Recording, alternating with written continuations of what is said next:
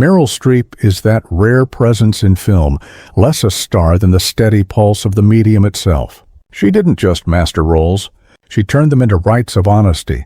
From Sophie's Choice, etched forever as a monument to human agony, to a career that reshaped what screen acting can be, she became the face we look to when we want our deepest fears, regrets and hopes reflected back with compassion. With 21 Academy Award nominations and 3 Oscars, she didn't merely dominate Hollywood, she reframed its standards. Today, her fortune is estimated at $160 million, placing her among the wealthiest actresses in Hollywood history.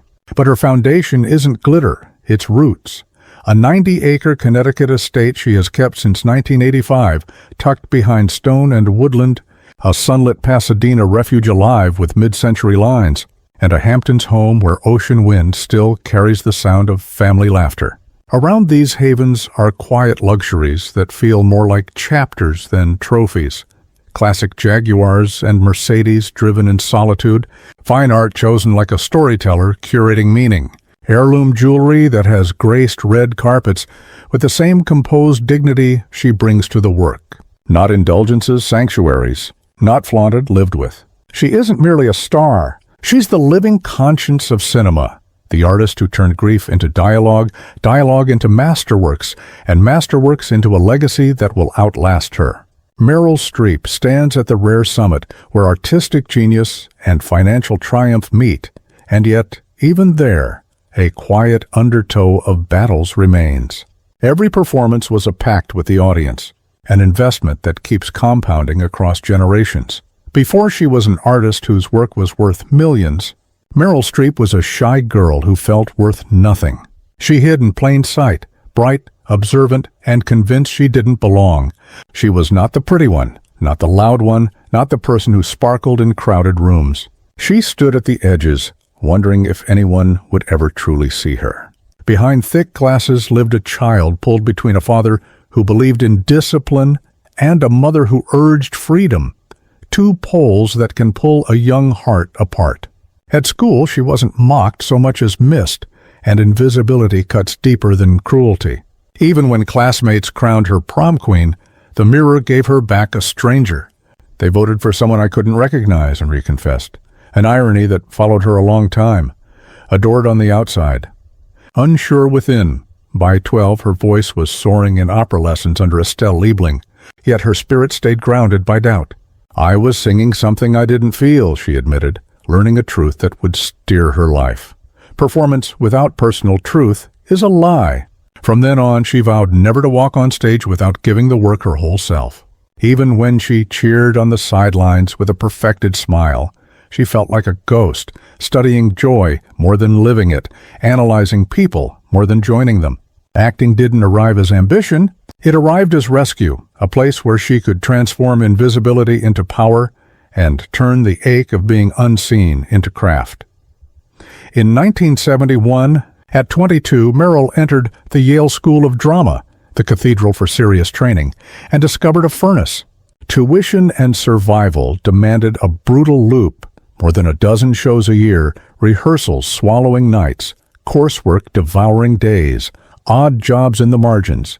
By 1973, the strain broke the surface. A bleeding ulcer, pain clawing at her center, she has recalled crouching alone backstage, stifling sobs, waking to mornings heavy with dread. This wasn't tired, it was erosion. Surrounded by peers who doubted her, she sometimes doubted herself. Law school applications appeared in the small hours. Maybe I should quit, she whispered once. If this was the price, did she have anything left to pay? And still, she kept showing up. Acting wasn't a choice, it was air. Each role was a line tossed across the abyss. Each curtain called a brief bit of ground beneath her feet. By 1975, degree in hand, she moved to New York with more will than cash, into a modest apartment so small she could touch both walls with outstretched arms. She warmed soup twice, marked scripts under street siren lullabies, and said yes to Bare Bones off-Broadway. In 1976, as Helena in A Midsummer Night's Dream, she played to half-empty seats, and a lone critic wrote, "She burns quietly, but she burns through you. A small light, but it was a light." She still worried, I didn't have the kind of beauty they wanted. I thought I'd never get past the casting couch, let alone into a career. Rejection stung. Silence after auditions hurt worse. Brick by patient brick, she laid a foundation, not glamour, but grit. The first glint on screen was Julia. Barely a few minutes, but enough to make people in casting rooms murmur, "Who is she?" Soon after came The Deer Hunter, where the camera recognized something it couldn't resist. Off camera, her world was breaking. She was caring for the love of her life, John Cazale, as cancer spread. Every line she spoke was timed to his failing breaths. Being with him, loving him, letting him go, was the most beautiful thing that ever happened to me, she would say later. The role brought her an Oscar nomination. The real cost was incalculable. Kramer versus Kramer followed. With about 20 minutes of screen time, she made Joanna, a mother torn between guilt and instinct, so precise, so human, that audiences felt as if a courtroom had opened inside their own ribs. It earned her first Oscar and her first six-figure salaries, Hollywood's reluctant admission that the truth must be paid for. But every check carried invisible ink, exhaustion, private grief, and the toll of going that deep. Then came Sophie's choice. To become Sophie, she lost weight, learned languages, and entered the unthinkable, so far in that she could hardly find her way back. The moment of that choice shattered audiences. It left Meryl hollowed. "It broke me," she said. The echo stayed in her body for months. Silkwood replaced sleep with paranoia. Out of Africa transmuted ache into a gaze full of longing. Not only Karen Blixen's, but Meryl's. Love and loss braided with memory of John Cazale. Love never dies. It waits quietly in the shadows, she once whispered. Not a line. A truth. Years later, The Devil Wears Prada gave us Miranda Priestley's chilly poise. But beneath the withering looks was a loneliness that accumulates in people who always have to be the strongest person in the room. She was terrifying, but so honest, Anne Hathaway said. You could feel the ache underneath. In The Iron Lady, Meryl met the slow fade of memory and relevance. That role scared me, she admitted. It felt like a mirror. Life then rhymed with art. Public appearances eased. In 2023, it was revealed that she and Don Gummer had lived apart since 2017. She kept moving, as she always did with grace.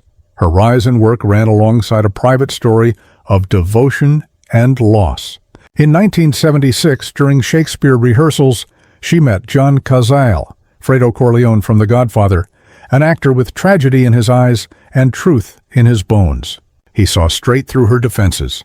When he was diagnosed in early 1977 with terminal lung cancer, she didn't step back. She stepped closer. She slept in hospital chairs, fought to keep him working on The Deer Hunter, held his hand through nights that wouldn't end. Robert De Niro has said plainly, Meryl gave everything to John. On March 12, 1978, he died at 42. 6 months later, she married sculptor Don Gummer, an old friend who helped her pack John's apartment. It wasn't forgetfulness. It was survival. That pain never left me, she said. It just learned to stay quiet. With Don, she built a life behind stone walls and tall pines in Connecticut. 4 children, Mary, Grace, Louisa, and Henry, grew up there among lunchboxes, school concerts, and handmade birthday cakes. She protected that ordinary world like a fierce guardian. No scandals, no performative oversharing, just the rhythm of a family and a woman who would tie shoelaces in the morning and hold a script at night. For years it looked unbreakable, but even castles develop hairline cracks. As work pulled her away for long stretches and Don drifted deeper into his studio, pace and purpose diverged. The children left. Rooms went quiet.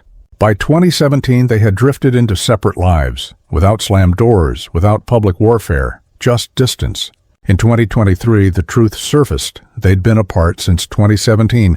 The line offered publicly was gentle. They will always care for each other. Care is not closeness, and love doesn't always equal forever. Through it all, she kept her ring on in public and spoke of Don with kindness. That is her way, not denial, dignity. Fame brought arrows, and the sharpest came from nearby. Katharine Hepburn once dismissed her as too cerebral, too technical. Susan Sarandon sighed, "It's always Meryl," about awards. Sharon Stone jabbed, "She's not gorgeous, These weren't critiques. They were cuts. She answered none of them. Silence can be strength, though it doesn't mean the wound isn't there. Then came the Lagerfeld flare-up. Karl Lagerfeld accused her of ditching Chanel over money on the eve of the Oscars. Headlines exploded. She spoke once, precisely, and the claim dissolved, but the bruise remained. Imagine, after decades of giving everything to the work, a rumor could still try to topple her in a day. Assistants have described the moments after the ovations. Heels off, shoulders lowered, a quiet folding chair in a small room, the clapping still echoing somewhere far away. Even monuments crack from within. She didn't endure because she was unbreakable. She endured by carrying fractures we couldn't see and stepping back into the light anyway. At 76, Meryl Streep is proof that greatness can age with discipline and grace. Her net worth is estimated at $160 million, but she's never treated wealth as spectacle. It hums through 90 acres in Salisbury, Connecticut, bought in 1985, through glass and light in Pasadena, and through scholarships and causes far from cameras. She once held a Tribeca penthouse and sold it, quietly taking more than $6 million in profit. Pruning, not flaunting. She's been seen behind the wheel of classic Jaguars and measured Mercedes. Her walls hold art chosen like scenes in a story, and she gives as freely as she keeps. Her entire $1 million fee from the Iron Lady went to the National Women's History Museum. She endowed scholarships in English and mathematics. She's a patron for women screenwriters over 40. Over decades, she's funneled tens of millions toward education, equality, and the arts. The money was never a crown. It was a bridge. Her life stays simple. Neighbors recall her at the local market, hair in a scarf carrying her own bags. Afternoons in the library with glasses low, a book open, a pot of tea cooling. After 6 years of living separately, the 2023 confirmation of her and Don's distance landed softly because she had carried it softly. She still wears the ring, not out of pretense, perhaps out of gratitude for what the shelter once was. The body that weathered Yale ulcers and decades on, set now, moves with care. She meditates, she reads, she chooses roles, carefully, only murders. In the building reminded everyone the flame still burns, and she backs the stories she wants the world to hear. Her will, by all accounts, is set with family and enduring causes in mind. She isn't building monuments. She's planting gardens she may never see in bloom, and when the curtains are drawn in Connecticut, a hush lingers, the memory of John. Cazal, the echo of a marriage that eased into distance, birthdays missed, embraces traded for night shoots. Empire preserved wealth, but wealth couldn't preserve time. The world calls her goddess. The industry calls her legend. She's neither marble nor myth. She is a woman who bled into the work, weathered envy, carried loneliness, and kept giving. Her legacy isn't only in Oscars. It's in every actor who dares to be honest, every writer over 40 who dares to say, my story counts, every viewer who cried with Sophie, laughed with Donna, trembled with Margaret. She once said, the great gift of human beings is that we have the power of empathy. That is her truest inheritance. So if you've ever wept through Sophie's Choice, belted Mamma Mia in the car, or held your breath during The Iron Lady, take a moment and say thanks. Few can pour that much of themselves onto a screen and still walk away standing. Fewer still can hurt that deeply and choose, again and again, to step back into the light.